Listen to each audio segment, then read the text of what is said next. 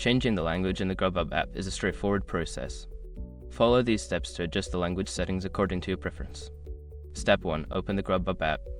Launch the Grubhub app on your mobile device. Ensure you are logged into your account to access the settings. Step 2. Access account settings. Tap on the profile icon or the menu button, usually located in the bottom right corner of the screen.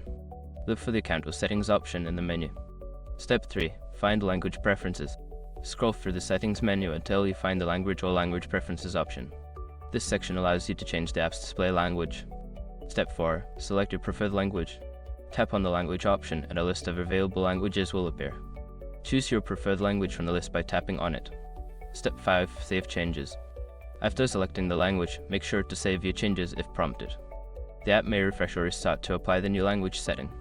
Once you've completed these steps, the Grubhub app will display in your selected language. Enjoy your food ordering experience.